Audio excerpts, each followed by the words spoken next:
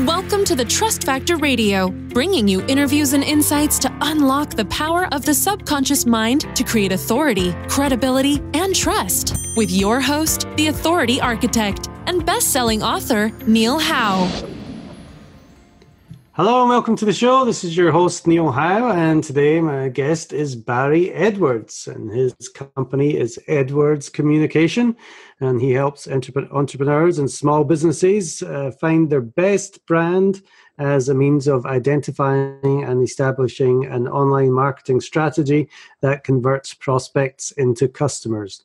And Barry began his design career just as the digital age was taking hold in the early 1990s. He became known for his logo design as well as his technical skills. Logo design turned into full brand campaigns, and his technical skills promptly led to an 18-year part-time teaching gig at the local college. As marketing was being taken over by the internet, Barry evolved into lead-generating websites, and that's come full circle back to branding, where it all began for Barry. Barry Edwards, welcome to the show. Hey, Neil. It is great to be here. Thank you for having me.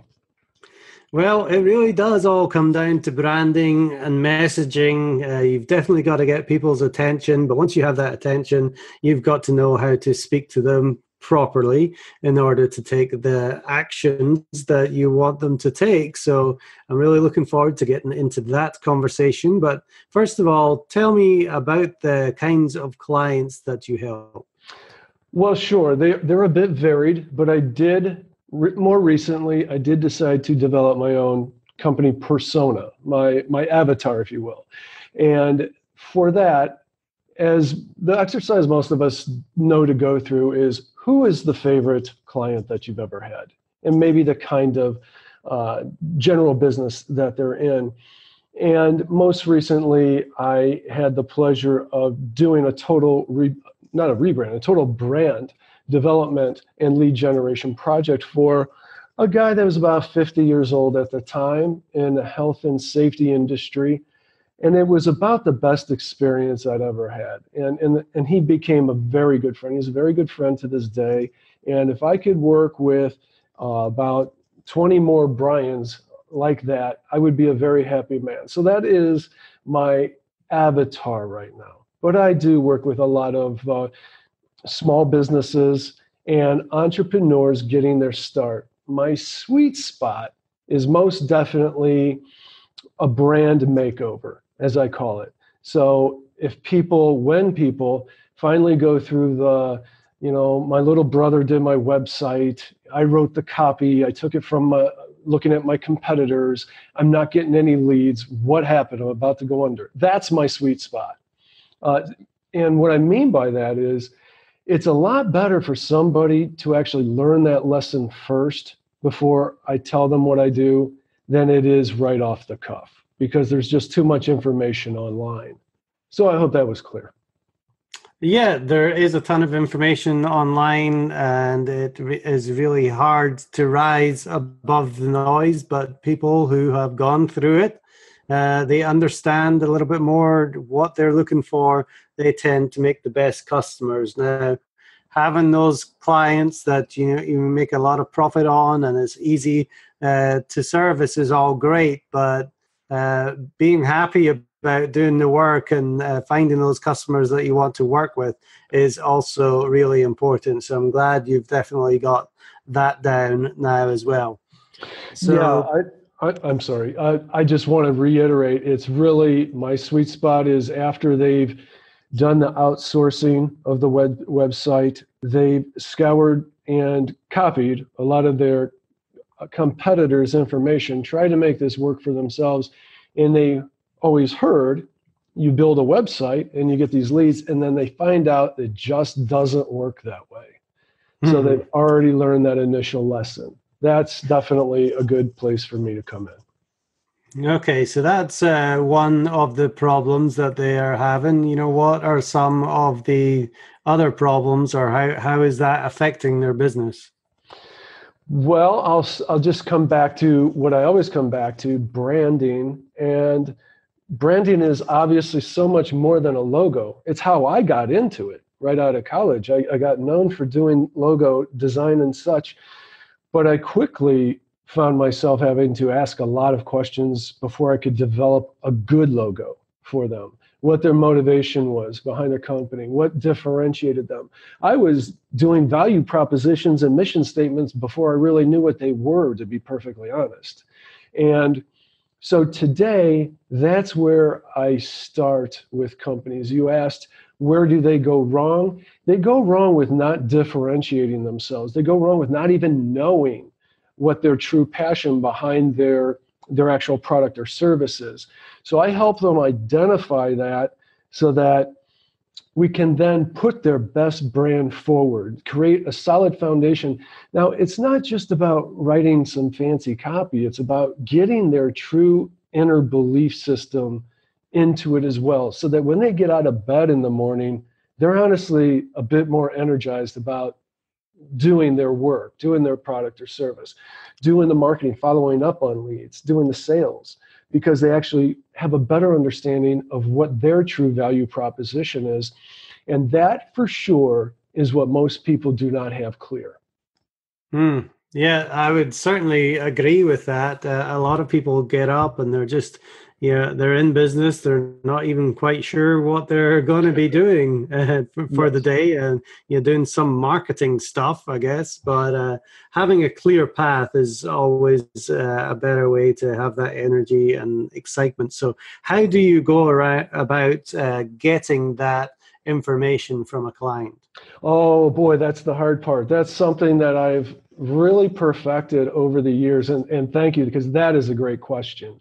Because when you first sit down with a client or a prospect even that you don't know that well, and you start asking, okay, but why did you come into this? Why did you want to, I use an example of a guy I met in a networking group. He challenged me. He's like, I do pesticides for a living. I have a pesticide company. I kill roaches and ants. Why? Because I got hired. It was a job. I got a job out of college. It paid okay, but I knew I could do a much better job than my boss. He was terrible. That's why I went into business for myself. So in that particular instance, that's a hard one. Doesn't get much harder than that. And I had to talk to him a bit, and I said, so what else do you like? What else do you do? He goes, well, I got a family. I'm very busy. I got a daughter, a dog, wife. And I said, all right, have you ever sprayed pesticides in your own house on any level? He said, well, sure. And I said, what do you worry about? What do you do? Precautions? He goes, yeah, make sure my daughter doesn't lick the baseboards and my dog doesn't run across the lawn and lick toxic chemicals off his paws. I said, now we're getting somewhere. So you're family oriented. Do you offer organic stuff? Yes, I use organic stuff, though it's more expensive in certain situations, as I just described. I said, perfect. Now you have an avenue where you can create more of a value, your differentiating circumstance, where you create a package that's more family friendly. It's okay that it costs more, as long as you define why it costs more. You may end up in the near future going completely organic, and that's going to set you apart from everyone in your industry. So this is a guy that didn't even pay me a dime. I met him in a networking group, and that's how that went. In other instances, I guess I kind of went on a tangent on that one, because where I was going is, when I'm in a room with a prospect or a new client I don't even know that well, and I ask, well, why did you get into this? What's different about your company rather than the competition? Oh boy, Neil, it's always the typical, well, it's about having a higher quality product, and we're innovative and self-sufficient and lean, and every buzzword that they learned that they should say. Mm-hmm. So I got to get beyond that. We got to get through it. It's kind of like when I'm designing a logo. I got to go through all the trite ones first before I can get to the good ones. So it's a process. Well, here's the bottom line. With that new prospect or that new client, and I'll even tell them this. After we get by the trite stuff, I'll say, I got to get you to a place where it's like we're sitting down at a bar having a beer together. Maybe we're on our third beer. and I ask you, why did you get into this? And I know this is going to sound a little hokey, Neil, but I start talking softer.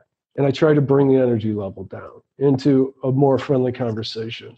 And that's when it starts to work. When I get that guy talking in his own true voice, and he tells me the real reasons that he got into this particular industry or this particular service or this product. When he starts going and rambling on his own without thinking about it, that's virtually the mission statement. I just got to clean up the swear words. And it almost writes itself. That's when you get the gold, because it's always there. And here's the other thing. If it's not there, if you hate what you do, then, and it just doesn't feel right to you, then you're in it because you're stuck in your limited beliefs, and you need to examine that. But let's just assume that you're not stuck in your limited beliefs, that you are in it for a particular reason. It's a matter of uncovering it. I can give you another example. I was just having a happy hour, little appetizers with a friend of mine that he's a lawyer and a fireman, both part-time. And I was telling him about this particular interview that I'm having with you right now, and about branding and stuff. And he's a very smart guy. And he says, well, but what about me? He goes, I was in college, coming out of college, and you know why I became a fireman? He goes, I found a shirt out on my lawn that was like left over after a frat party or something. I washed it, I put it on, I went by a mirror, and I went, it was a fireman's shirt. I'm sorry I didn't say that. It was a firefighter shirt. And he walked by a mirror and he went, wow. And he prefaced that, sure, firemen save lives. They do a lot of community service, but I just put on a shirt and I like the way I look.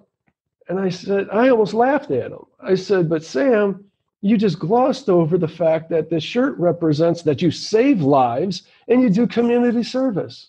So that was an easy one, I thought. He thought it was a hard one.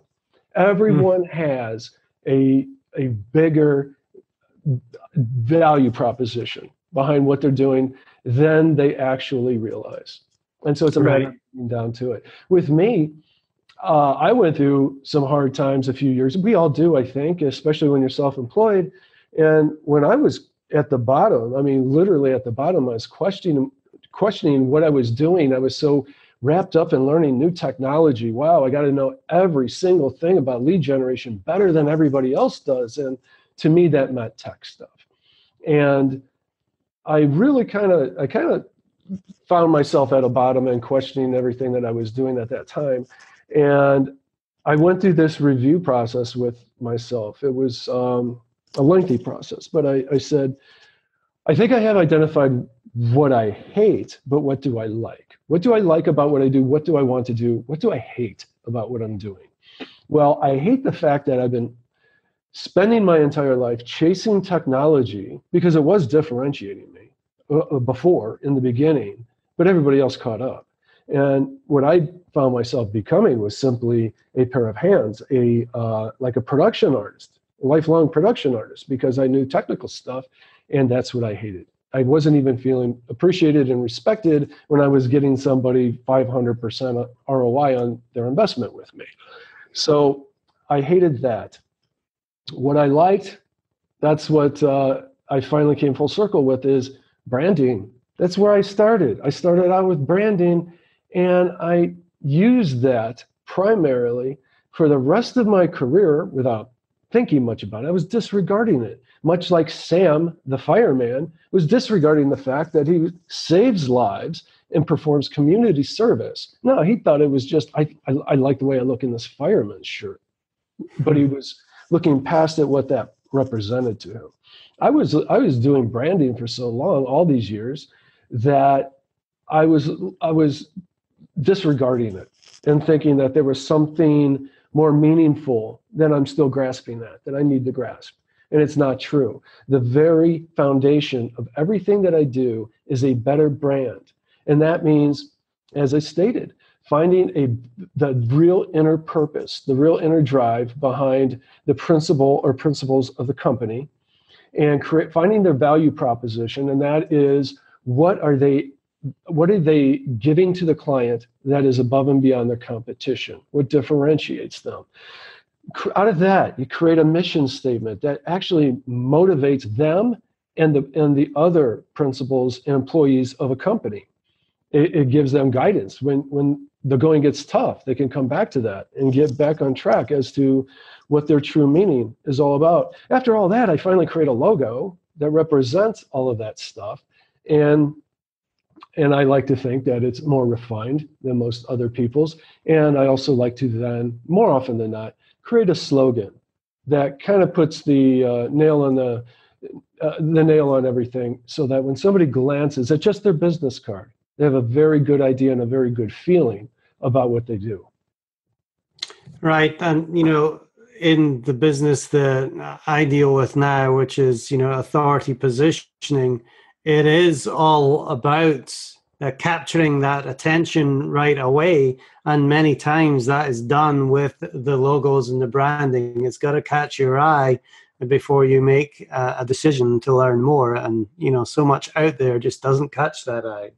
Wow, Neil, that you just hit it on the head right there. And I'm going to even put a big capital TRUST on top of that. And that's what you stand for. That's what branding is about. You have got to create the trust. You got to create it quickly.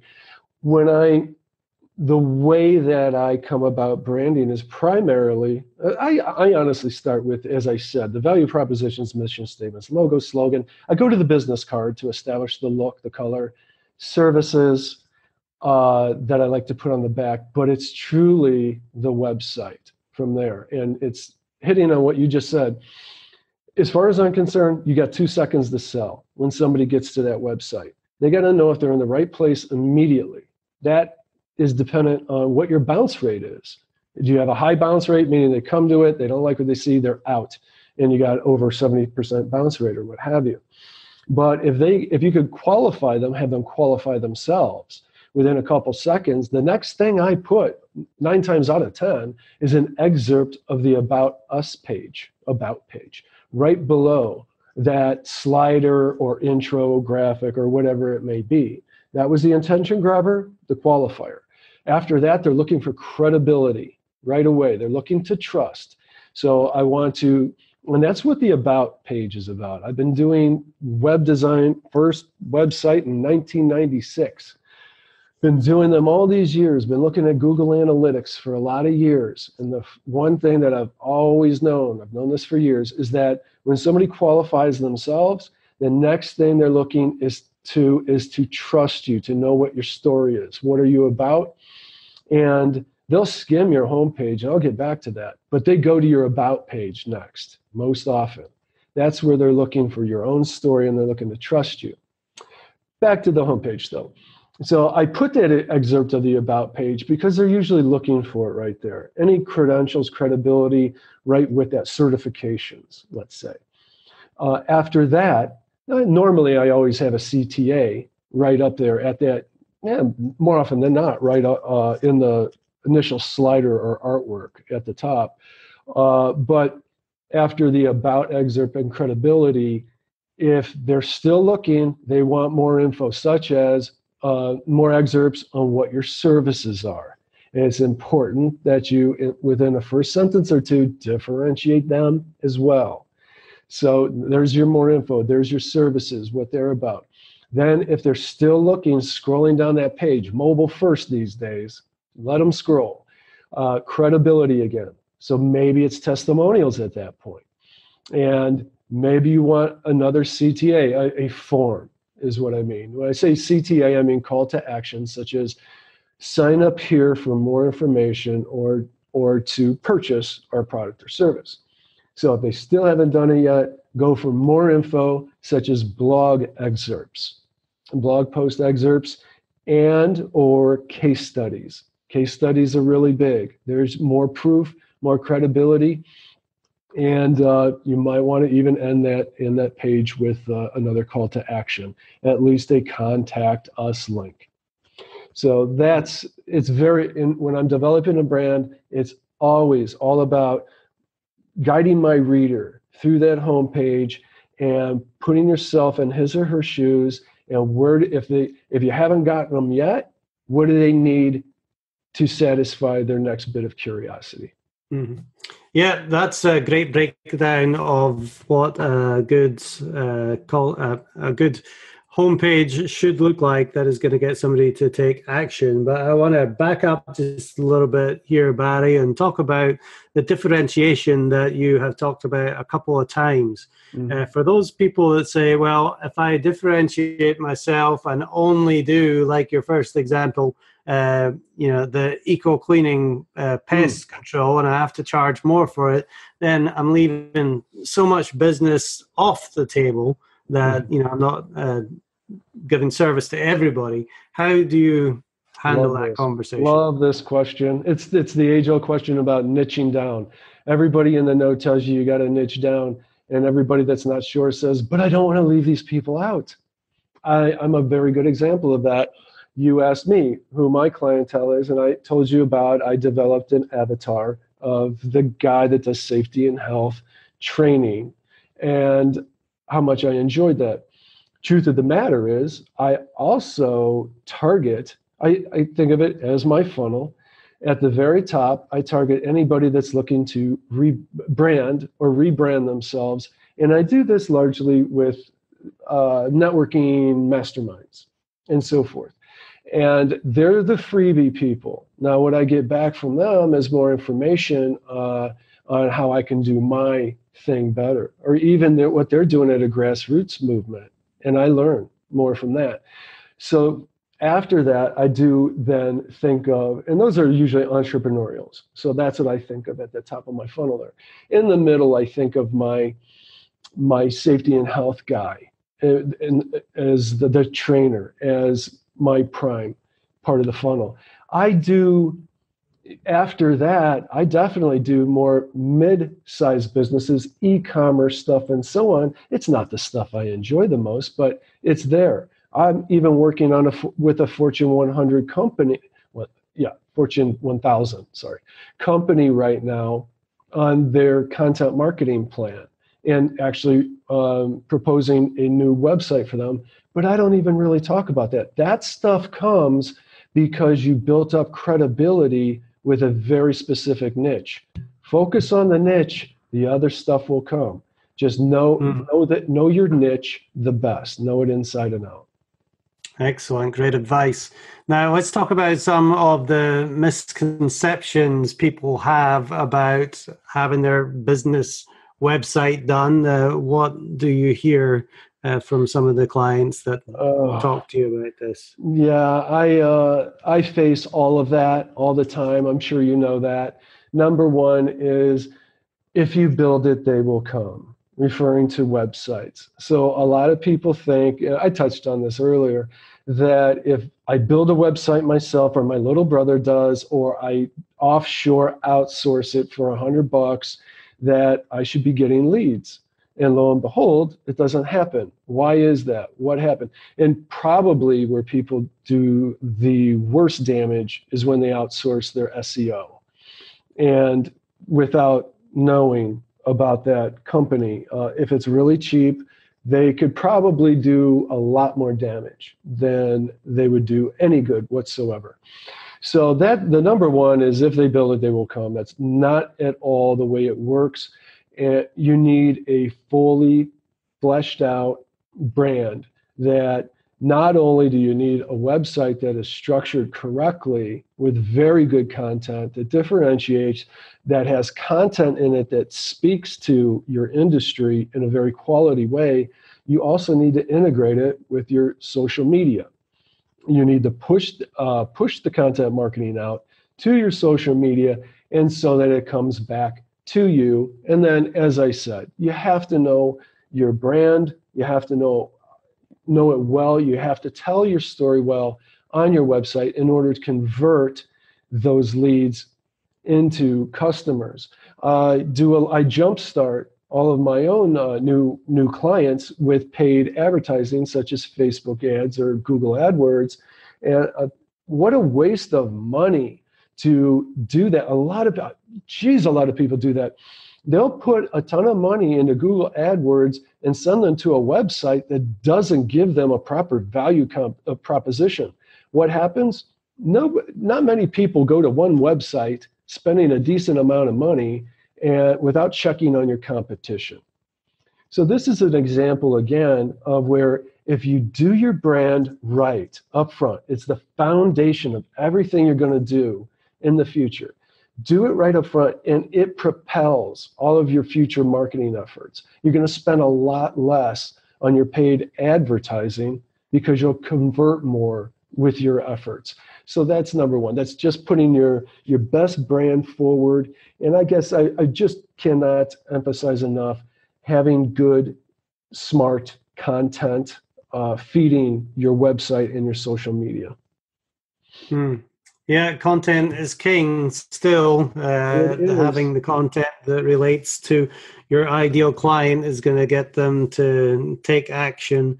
But speaking of taking action, what are some of the things, maybe some fears that business owners have about taking action and maybe redesigning their website or doing something different than they have done for so many years? That's an interesting question. I know their first fear is wasting money or wasting more money. I think that a lot of people truly are kind of snowed by the internet. There's the misconception that anything online is either free or super cheap. And I use the analogy, when I got out of college, I did not know the computers back then. Not until I graduated. I got in with a small agency at my first job, and I was a production artist working my way from the bottom. And there was these two little Macs kind of almost in the corner. Those, I think they were Mac 2s or Mac Pluses back then. They looked like those things that Mr. Spock would look into on Star Trek. And no one would really touch them. The owner bought them in the hopes of revolutionizing the company, but everyone was afraid of them. And so I recognized that the future was there, and I started taking the manuals home and learning how to use them. And I got to the point where I was teaching. I finally, actually taught everybody else. And that actually led to my teaching career as well, shortly thereafter at a pretty young age. And I'm sorry, Neil, what was your question on that? What fears do people have about taking action to have a company come in and do a rebrand or something like that? That's right. And I'm sorry, I did go on a tangent. So my point was, when the Macs came along, I really saw this happening. These mid-sized companies were buying Macs then for the office managers and saying, learn how to use this. You're going to be our ad agency or our design company. We're not going to need them anymore because we got a Mac. And so a lot of people made that mistake, but the cream of the crop, the ones that stuck with, I need to do better quality work than my competition, I'm going to have a professional do it, they're the ones that stayed in business. They're the ones that excelled. So it's the same thing happening now with the internet is, well, all this stuff is free or super cheap online, so I am going to buy somebody super cheap to do my stuff, and therefore, I'm going to get all these leads and so on. And it's the same thing that happened back then. They're not getting the leads, nothing's working, they've wasted their money, which is the worst part. Even if it was $250, it's still $250 down the drain because it needs to be redone now.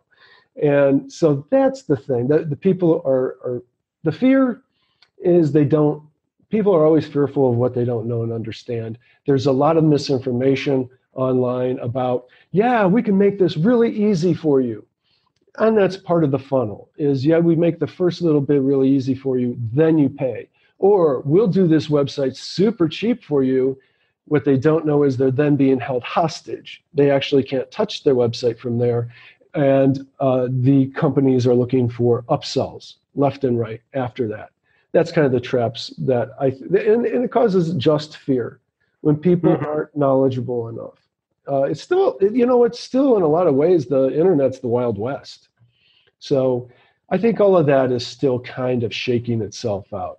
Who's the quality and who's the BSers out there? And what kind of questions should somebody be asking if they, are approached by a company that's offering to do work for them, or if they are searching for a company to do a rebrand or something, what kind of questions should they be asking of that company? That's a good one. That's a good one. Well, I know this. One thing that differentiates me is that I always speak to ROI, return on investment. If I'm doing a complete rebranding lead generation project for a company, then I break it down into phases so that in phase one, and I even start this out with a marketing roadmap, because I found in the past, I would be doing marketing plans, proposals, which were literally full-fledged marketing plans that I was putting a bottom line on as a proposal, and people were just running with my marketing plans and finding somebody else to execute it cheaper. So I got wise to that pretty quick, and now I charge for that. So it's a marketing roadmap up front. It's a complete marketing plan, and it includes the first phase of that marketing plan, the proposal for executing it, but I also do a conservative estimate for what kind of return on investment they could expect within a year's time. I always try to make sure that conservatively, I can convince them that they will make their money back within 6 months to a year. And then after that, it's gravy. So if you lay that out in a way that they can understand, that is not hiding behind, as I call geek speak, trying to baffle them with your BS. If you could lay that out like that, then you have a good chance of convincing that client. So I think that to answer your question, that client should be saying, how long is it going to take for me to recoup my money and then get into the black and become profitable? I'd say that's the number one question. The other thing is they better be looking for somebody that really knows about branding, about pulling out of them their value proposition, so that they will be positioned in the best light. If this company is just going to talk about SEO and creating forms and Google AdWords and paid advertising, they're going to waste a lot of money. They really need to make sure that this company is about positioning them correctly. Excellent answer. Now, give me some idea of what you've been able to do for the clients that you help, as far as the problems you've been able to solve for them. What kind of solutions did you have, and what was the outcome for that business? Okay, well, I will go straight to my favorite client, the electrical safety trainer. I like that field because it's truly about saving lives. It's down-to-earth, blue-collar people and good people in general. I met a lot of them. I worked deeply with them. In that case, I developed his brand basically from scratch. He did create his first website. He knew that wasn't it wasn't even enough to call it a rebranding effort. I really developed a real brand from him from scratch. And he's just such a good person and a very lovable person. So he kept saying, do I want to look like a bigger company or this, that? And I'm like, no, we are branding you because he has has incredible credentials. And as I said, very likable, very believable. And his conversions are worth about $2,800 per conversion. So that's something I can really work with. I can really identify. Oh, another thing that I do with companies like that is I go strong into their SEO. I had him pretty quickly. That means within a few months. I had him at the top of Google search page results for Cleveland area electrical safety and training. So I had him at the top of that within 3 months. So not looking at my case study right now, but I do on my page at edwardscom.net, right on my homepage. You can find the case study there where I do talk about the return on investment, a very, very good return on investment. We were getting leads in very regularly. I established a very sustainable content marketing plan with him, and which is basically about creating safety tips for people, and which is obviously exactly what he trains on. And so that kept things propelled. I started his content marketing for him and then did my best to turn it over to him, but he's not really, doesn't like doing that much. So it kind of dissipated a little bit at that point. But he's still going strong. He's still remaining profitable. That was a lot of fun. And more recently, he has been partnering with an arc flash engineering company. Their conversions are up to 40,000 per, because this is an engineering company that comes in and does day-long studies, and it's rather expensive. So there's something to work with there. But together, they developed an online training package that it was very cost effective, about $50 per user. And they had me develop the landing page and copy for that and a video, and a promotional video. So we launched that just a few weeks ago. And last I talked to him, he said that he had sold like 35 to 50 copies of that. They were very, very happy with that. So that's the last two. And excellent. In the recent past, I did with a former partner of mine, a friend, someone in the medical services field. I redid the entire website. He did Facebook content marketing. And these were leads that were averaging about, I think on average, if I recall, this again is on my website, case studies, but about 1,500 per new client. And we did gangbusters with the lead gen on that. That again is a very good example of setting up the website in a way that trust and credibility just repeat down the page. Trust, credibility, information, call to action. Trust, credibility, information, call to action. Excellent. Well, it's very important to get the results that you're looking for, but I think it's equally as important to realize that you need to have an outside look at this and to stay in your lane and do what you are passionate about doing, which is running your business or teaching your business, and having a professional like yourself, Barry, to come in and overhaul the website with the right message. So if somebody does want to reach out to you who's listening to this, what's the best way for them to get in contact? Well, the hub of my business is at edwardscom.net. That's edwardscom.net. And from there, you could see most everything, links to anything you want from there, such as my social media links and so on. Obviously, you can get to my contact page from there. But I also have, when you get to the bottom of it, I have a section called Over 50 Starting Over.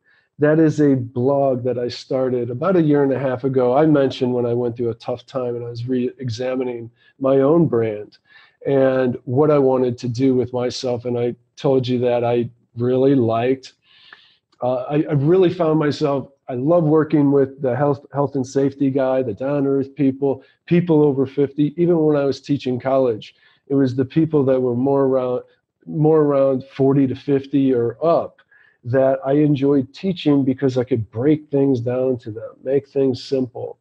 And so I created a blog called Over 50 Starting Over, and there's a lot of great tips there. So check that out. And I also do some masterminds and seminars in that vein as well. But those are mostly Cleveland area. Just did Columbus, looking to do Pittsburgh as well. Excellent. Well, Barry Edwards, thank you very much for being my guest on the Trust Factor Radio today. We definitely have a lot of great talking points that will help people really get their mind straight and get their business set up. So thank you for sharing all that information with us. My pleasure, Neil. I want to say I'm a big fan of your show. And thank you for putting that out there. It's all about the trust. Excellent. Well, thank you. And to our listening audience, if you like what you hear, hit that like button and share, and we'll see you next time on the show. You've been listening to the Trust Factor Radio with Neil Howe. To learn about the resources mentioned in the show and to listen to past episodes, go to thetrustfactorradio.com to get a copy of the book, The Trust Factor. go to thetrustfactorbook.com. If you are ready to act now and build your authority, credibility, and trust, schedule a consultation with Neil at theauthorityarchitect.com.